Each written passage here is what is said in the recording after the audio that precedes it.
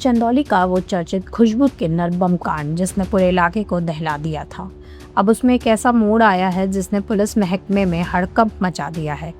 करीब 3 महीने जेल में काटने के बाद जमानत पर बाहर आए मुख्य आरोपी अभिषेक सिंह टिंकू ने चुप्पी तोड़ी है।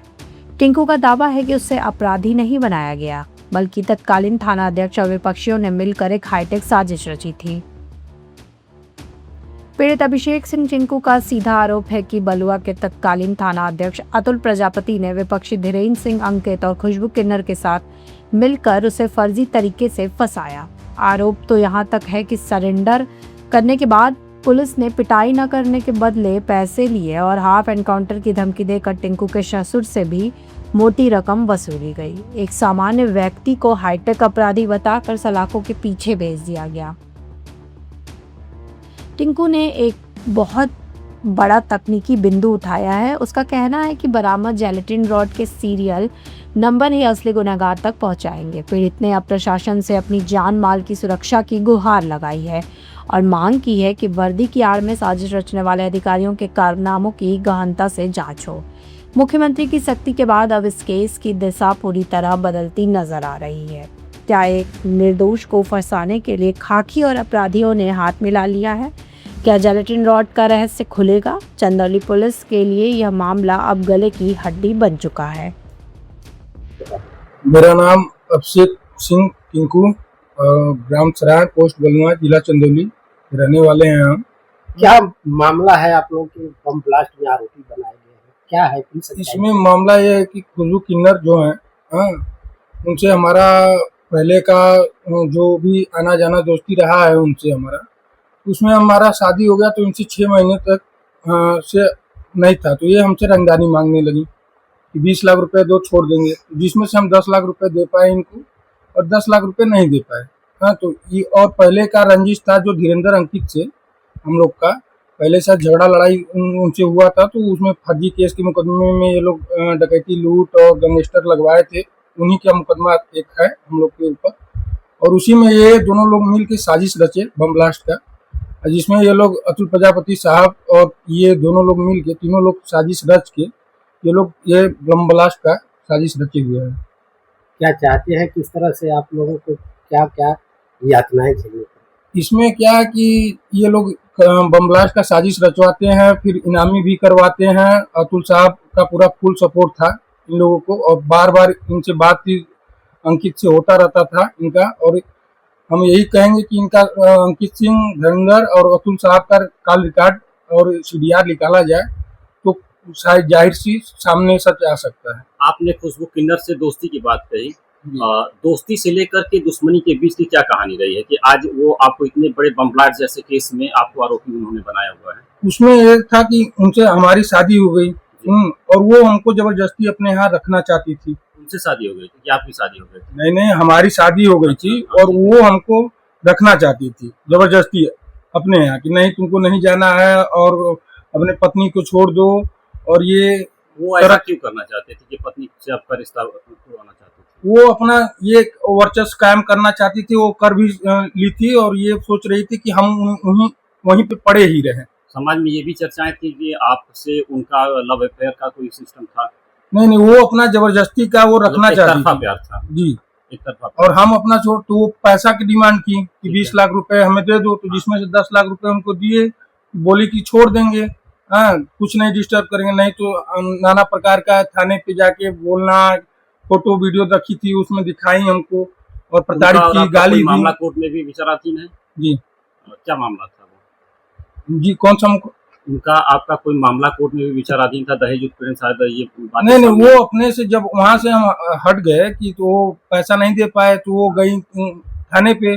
उस टाइम अतुल प्रजापति साहब ही मुकदमा लिखे हैं कि दहेज उत्पीड़न चाहे जो भी उसमें लिखे हैं कि फॉर्च्यूनर लेके चले गए और ये मेरा गहना पैसा लेके भाग गए, ये फर्जी का मुकदमा लिखवाए।